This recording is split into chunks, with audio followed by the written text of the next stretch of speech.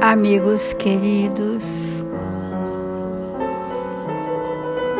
convidamos a todos a unificarmos os nossos pensamentos no diapasão do Evangelho de Jesus, regidos pelo fluxo amoroso que verte dos corações amantíssimos que em seu nome, Jesus, são conosco. Mestre amado, volva o seu olhar para todos nós, irmãos em humanidade, para que as infinitas bênçãos do seu amor recubram a multidão dos aflitos na terra. Nós confiamos, Senhor, na grandeza do seu amor, na sua misericórdia infinita, e nos entregamos nesta hora às reflexões do seu Evangelho.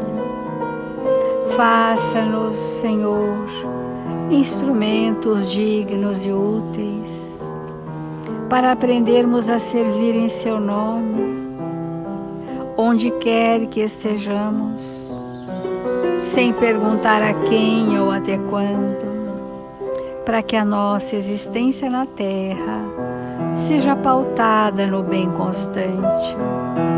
Assim, em seu nome, Senhor Jesus, e sentindo a presença solene e amiga dos benfeitores espirituais responsáveis por este Evangelho, iniciamos com muita paz em nossos corações as reflexões desse dia. Obrigada, Senhor.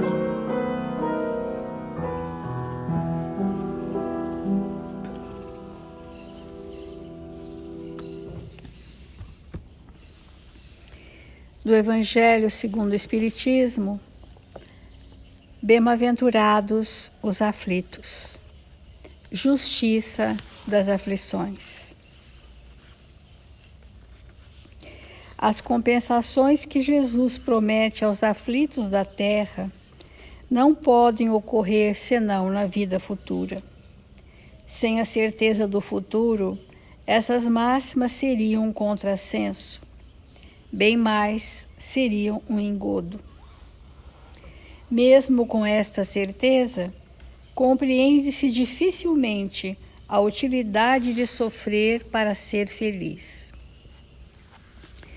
Nós estamos refletindo sobre a justiça divina e para isso nós precisamos lembrar o que Kardec diz no Céu e Inferno, no Código Penal da Vida Futura, em mais do que uma dessas questões. Ele diz que não há nenhum pensamento súbito que fosse no mal que não fique registrado na contabilidade divina. Por mais súbito e fugidio, há um registro. Como também há um registro de qualquer boa intenção, mesmo que ela não tenha sido intensamente executada, há um registro. Isto mostra que o espírito não passa desapercebido em nenhum segundo no seu processo evolutivo como espírito. E não passando desapercebido, nós somos vistos por quem? Por espíritos misericordiosos, compassivos, planificados pela compaixão, que são os espíritos crísticos que conduzem a humanidade, as humanidades. É por estes que nós somos percebidos como espíritos e pelos espíritos superiores que também já viveram o que vivemos e hoje estão planificados nas leis divinas e nos percebem. Afora essa percepção que é externa, nós temos um tribunal chamado consciência. E a consciência, onde dormem as leis, porquanto ainda não estão totalmente despertadas, Existe na nossa consciência, que é o arcabouço das experiências ajustadas às leis, existe um código da perfeição. Esse código da perfeição é a matriz sobre a qual somos conduzidos. Mas nós também somos conduzidos pela nossa iniciativa própria, somos também conduzidos pelas nossas más paixões, pelas nossas más inclinações, pela nossa anterioridade que muitas vezes prevalece. Mas há um só tribunal chamado consciência. E quando nós transgredimos as leis divinas, de imediato nós nada sofremos, porque sequer temos noção do que fizemos. Porque aquilo não repercutiu externamente na minha vida, mas imediatamente repercutiu no meu perispírito. Imediatamente repercutiu no meu campo mental. Imediatamente repercutiu no meu ser espiritual, como registros desatinados em dissonância com a lei. Mas aquilo fica armazenado e eu não me apercebo. Eu só vou me aperceber desses desatinos, dessas transgressões reiteradas às leis divinas, quando um pouco mais acrescido de conhecimento e ampliado em moralidade. Aí chegou o momento do sofrimento. Então, quando que o espírito sofre pelas suas imperfeições? Quando ele já tem algum conhecimento e alguns bons sentimentos. Ele começa a ter a zona do remorso. E ele fica nas fixações mentais, naquela zona do remorso, conforme André Luiz nos mostra, e até que ele suplica uma oportunidade de sair dos tormentos. E nesse momento que ele está se debatendo nos tormentos ou nas aflições, como todos nós, é que nos é sugerido novamente uma reencarnação, onde eu vou reencontrar os mesmos personagens das tramas escusas do passado, para que eu possa desfazer os enganos e construir as obras. Então, dentro desse raciocínio das leis divinas, no livro Justiça Divina, que nós estamos falando algumas semanas, tem uma lição importante que se chama Na Luz da Justiça. A justiça humana, conquanto respeitável, frequentemente julga os fatos que considera puníveis pelos derradeiros lances de superfície. Então, a justiça humana se baseia em fatos concretos, que na maioria das vezes são fatos de superfície. Mas a justiça humana, ela tem uma finalidade útil porque ela vai progredir para buscar se assemelhar à justiça divina um dia, diz Emmanuel. Mas a justiça divina observa todas as ocorrências, desde os menores impulsos que lhes deram começo, que é o que eu falei do Código Penal da Vida Futura. Os menores impulsos negativos, mas os menores desejos positivos estão ali registrados como fazendo parte de nós. E é nessas nuances das causas dos tormentos atuais é que a justiça divina promove o planejamento, e não na superficialidade dos fatos concretos em si, mas no móvel das minhas ações, nas minhas intenções, nos meus desejos, nos meus tormentos, nas minhas culpas, nos meus remorsos. É sobre esse arcabouço que o planejamento reencarnatório se faz. Então, ele vai dando alguns exemplos. Identificaste os culpados pelas tragédias minuciosamente descritas na imprensa, porque o tempo todo a imprensa divulga detalhamento de casos muito sofridos, né? No entanto, muitas vezes tudo ignoras, acerca das inteligências que as urdiram na sombra. Nada sabemos do que vai naquele coração. Quais são aqueles pensamentos? Qual a história que antecedeu a culminância de uma tragédia? Mas a justiça divina tudo está percebendo. E nós ficamos presos a fatos e muitas vezes fazemos nós mesmos as sentenças daquele fato, não é assim? Nós somos hábeis em sentenciar pessoas de uma superficialidade. Num momento tão pueril e imaturo nosso, julgamos saber o que nada sabemos sobre aqueles espíritos que estão enredados numa trama que às vezes são de larga data, que vem ao longo dos séculos se repetindo, com atenuantes e agravantes. Então, viste pais e mães aparentemente felizes e vigorosos tombarem numa desencarnação prematura, minados por sofrimentos indefiníveis. Por quê? Porque não conseguimos enxergar os filhos inconsequentes que lhes exauriram as forças. Não percebemos, né? E quando esses espíritos nos chegam na casa espírita, trazendo suas aflições, suas dores, seus tormentos íntimos, nós precisamos ampliar a nossa sensibilidade para perceber de uma forma mais ampla do que nós sentenciarmos as pessoas, rotulamos as pessoas. Principalmente a primeira coisa que se diz é que são obsediados. Quem de nós não o é? Porque ninguém vive sem sintonias e estamos sempre acompliciados com aqueles que se igualam aos nossos tormentos íntimos. Então, esses julgamentos, eles muitas vezes são duros e superficiais, que estão anos-luz distante da justiça de Deus.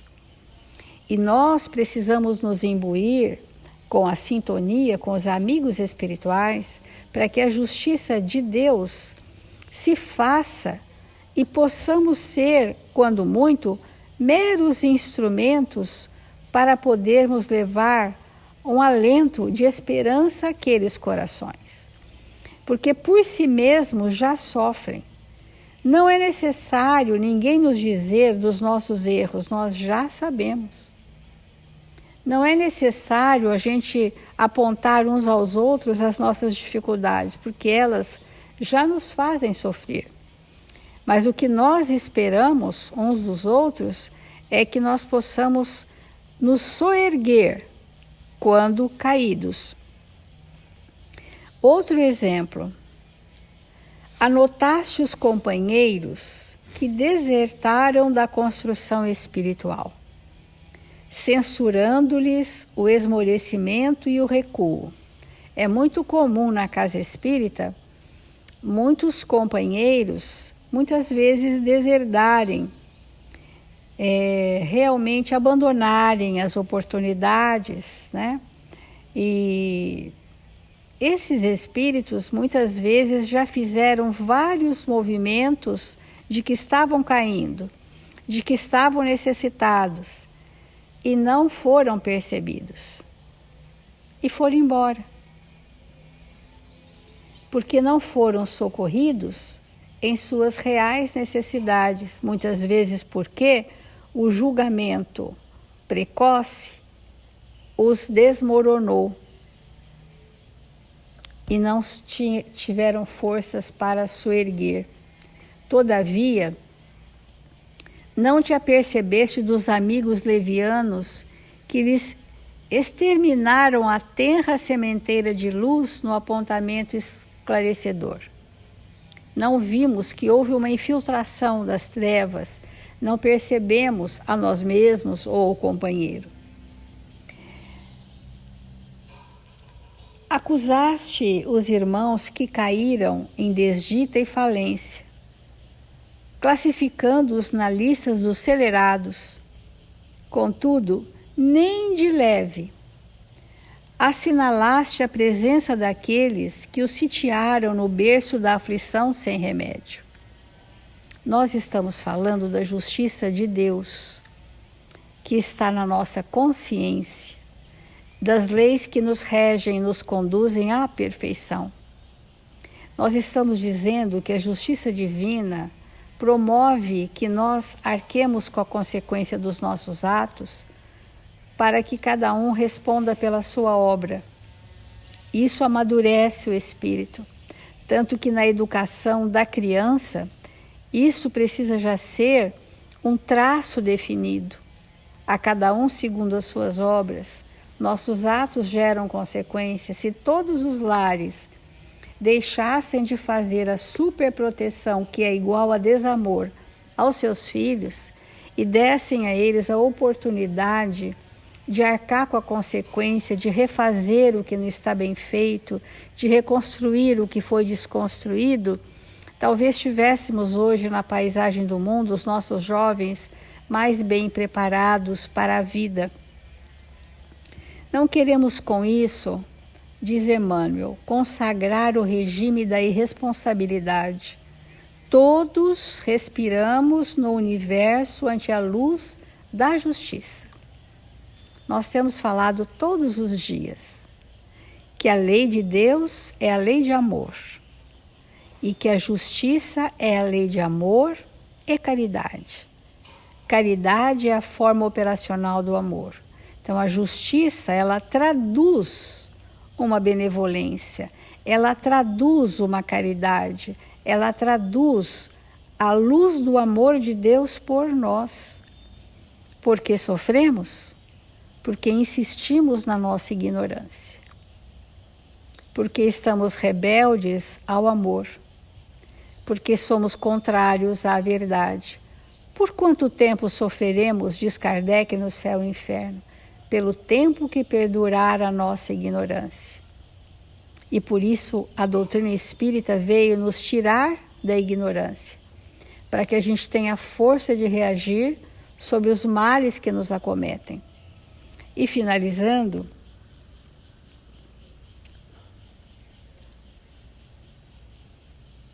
no entanto, em todas as circunstâncias, saibamos semear o bem, esparzir o bem, sustentar o bem, cooperar para o bem, uma vez que as nossas ações provocam nos outros ações semelhantes. E aquele que faz o mal é passível de pena, aquele que organiza o mal conscientemente sofrerá a pena maior, porque a cada um segundo os seus feitos, as suas escolhas, as suas ações.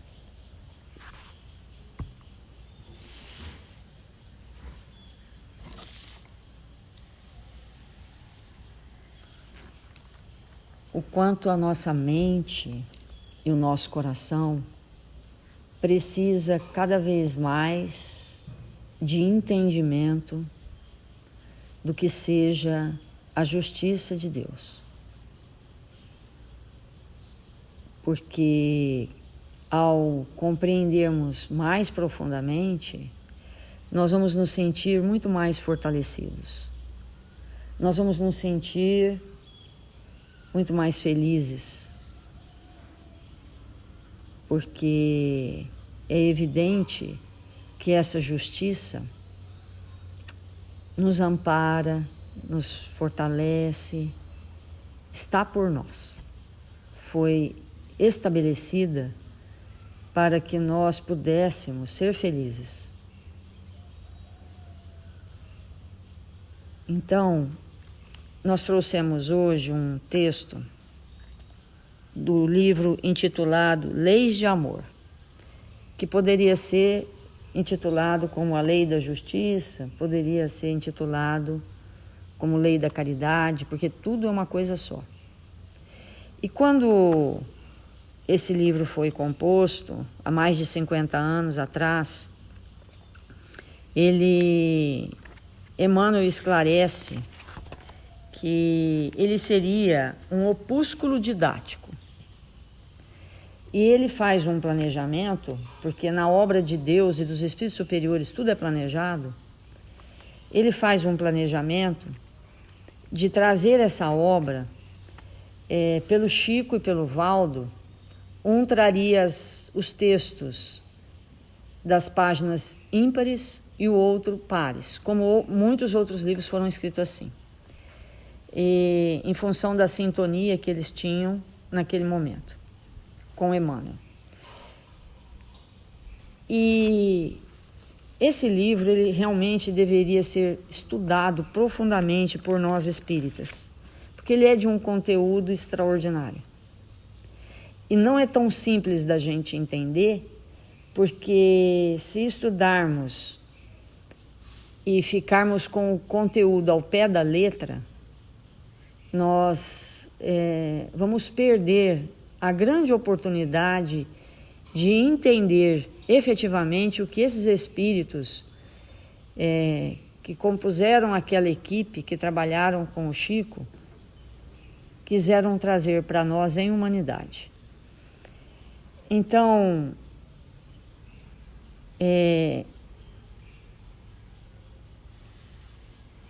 ele tem uma pergunta no capítulo 1 que diz assim: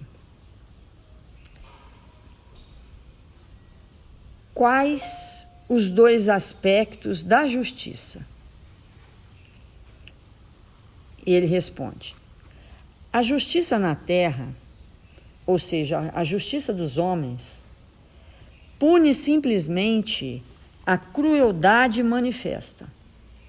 Isso é muito importante, essa frase, porque a crueldade que não é manifesta, não é?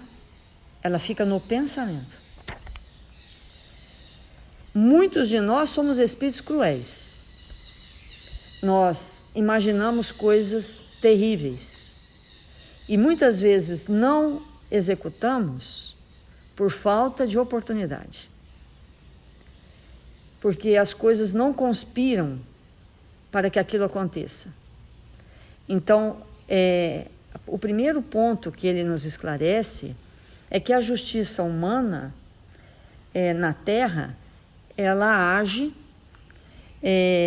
para aquilo que é manifesto, enquanto que a justiça divina vai muito além. E ele continua: cujas consequências, quando nós manifestamos a crueldade, cujas consequências transitam nas áreas do interesse público, dilapidando a vida e induzindo a criminalidade. Entretanto, esse é apenas um aspecto exterior. Então, toda justiça humana, ela é um aspecto exterior de uma justiça que se prende àquilo que é manifestado. É claro e evidente que é muito importante a justiça humana, porque se nós não aprendemos nem a obedecer à justiça humana, como vamos obedecer à justiça divina?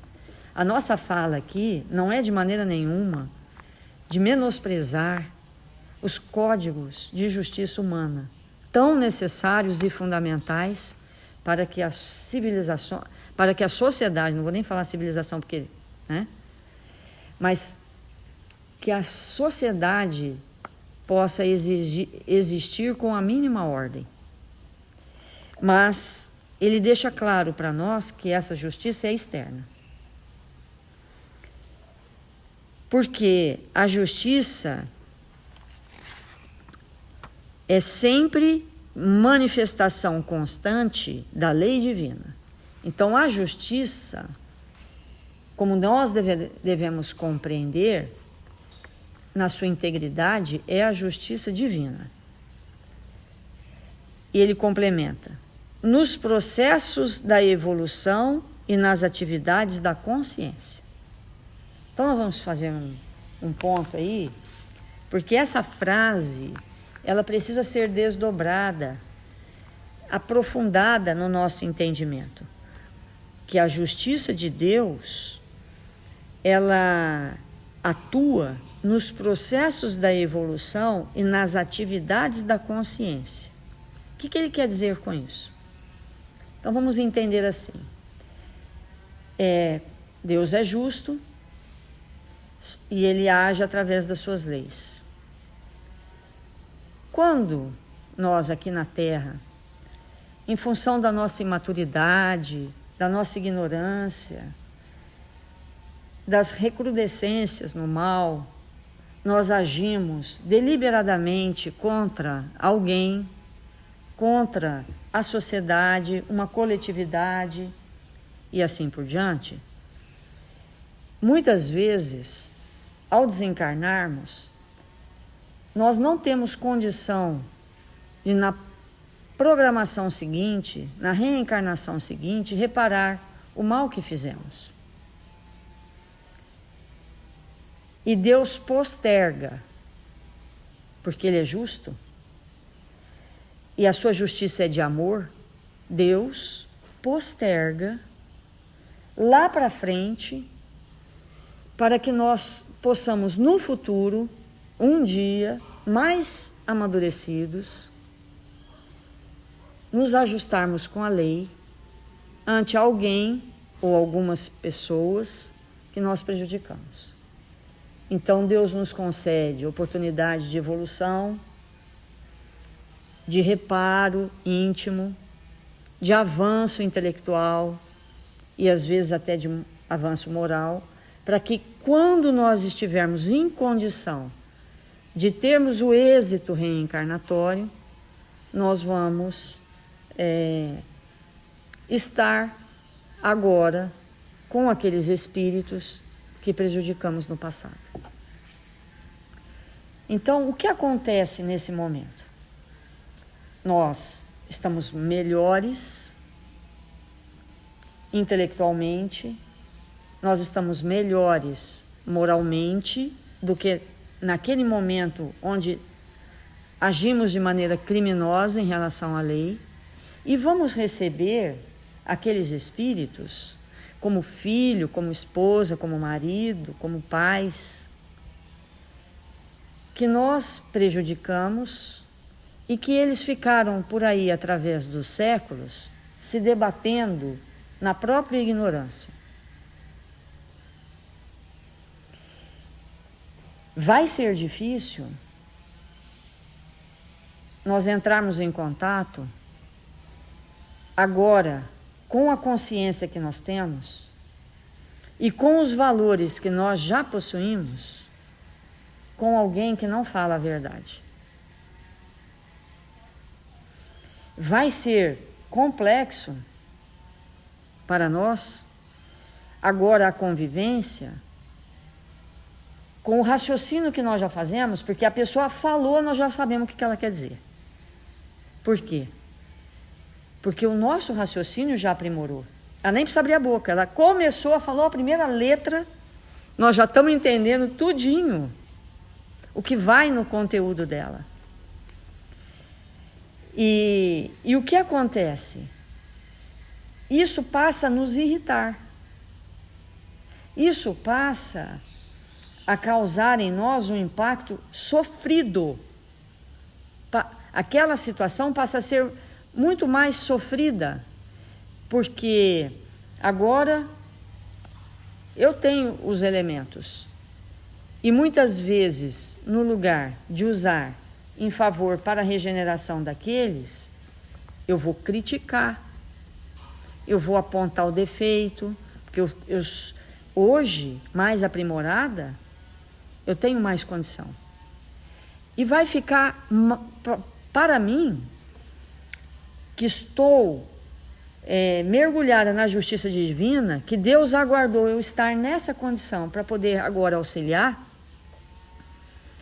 eu posso não perceber essa justiça divina e dizer, sabe de uma coisa? Eu não dou conta. Eu não dou conta. Eu não dou conta dessa mentira. Eu não dou conta dessa farsa. Eu não dou conta dessa situação. Eu não dou conta dessa máscara. Eu não dou conta dos teus defeitos. Então, mas isso é a justiça. Em meu favor. Agora, eu estou em condições de lidar com tudo isso. de lidar com esses desafios. E é isso que nós vamos precisar perceber. E nos mantermos no caminho para amparar aqueles que nos cercam, que trazem todas essas características perniciosas. Então, ele pergunta assim, na questão 5. Estou pulando algumas que eu quero centralizar num raciocínio. O que faz o espírito antes de reencarnar-se, visando a própria melhoria? Olha a pergunta, vou ler de novo. O que faz o espírito antes de reencarnar-se, visando a própria melhoria? Resposta. É um tratado isso, amigos, é um tratado que precisa ser estudado profundamente. Olha a resposta. Antes da reencarnação, nós mesmos, em plenitude de responsabilidade, analisamos os pontos vulneráveis da nossa própria alma, advogando em nosso próprio favor a concessão dos impedimentos físicos que, em tempo certo, nos imunizem ante a possibilidade de reincidência nos erros em que estamos em curso. Então vamos... já deu o nosso tempo, e amanhã a gente continua, mas só para a gente refletir por hoje, que amanhã aprofundamos nessa resposta, vamos pensar assim. Quando nós agimos de maneira muito destrambelhada e a nossa consciência não pode ser ativada em função do nosso orgulho, do nosso egoísmo, em função de nós mesmo estabelecendo situações muito contrárias às leis divinas, nós não temos, em alguns momentos do nosso processo evolutivo, condição de perceber nossos erros. Aí nós somos submetidos diretamente a uma expiação. Porque tudo isso faz parte da lei de amor. Mas como não é o caso da maioria de nós, porque nós estamos em prova, nós vamos precisar compreender como é que a justiça age, a justiça divina age nos espíritos que estão em prova, para que nós tenhamos o máximo aproveitamento dessa existência, ante a justiça divina que opera em nós. Então amanhã nós vamos continuar esse tema. Vamos fazer a prece.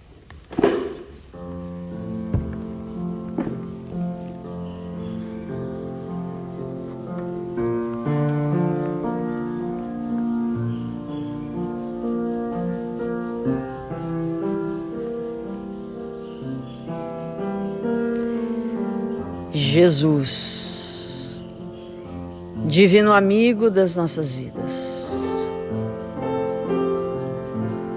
eis-nos aqui, Senhor, te buscando o olhar doce e misericordioso, para que nesse momento nós possamos receber o passe espiritual, para que possamos nesta hora, Senhor, nos envolvermos com as vibrações mais felizes e carrearmos o Espírito que somos dessa luz penetrante que parte de Ti e nos alcança nesta hora, para que ao tomarmos esse passe espiritual, Senhor, possamos iniciar o nosso dia com o vigor do bem, para que possamos emanar para todos aqueles que nos cercarem o que trouxemos de melhor. Rogamos nesse instante, Senhor, que a nossa água seja fluidificada e que ao sorvê-la possamos, Jesus, nos fortalecer com esses elementos curativos tão necessários ao nosso corpo e ao perispírito. Mil vezes obrigado, Senhor, pela sua presença em nossas vidas. E nesse instante rogamos por todos os nossos irmãos necessitados de prece e de amparo espiritual, que se encontram registrados nos cadernos de vibração da nossa casa e de todas as casas irmãs. Que esta equipe socorrista possa visitá-los, infundindo em seus espíritos, em seus corpos, a saúde, o bom ânimo e a esperança. E nesses momentos tão graves que a nossa nação atravessa, sobre vários aspectos, rogamos a Ismael que possa visitar todos os corações alistados no bem, para que possam operar em nome de Jesus, estabelecendo ao seu redor a paz, a concórdia, o trabalho operante no bem, a justiça, que possamos nos unir, os espíritas que queremos ser ante o Evangelho de Jesus, numa falange de espíritos que possam atuar no bem, agindo em favor da população brasileira. Que o Senhor nos abençoe e nos fortaleça, hoje e sempre.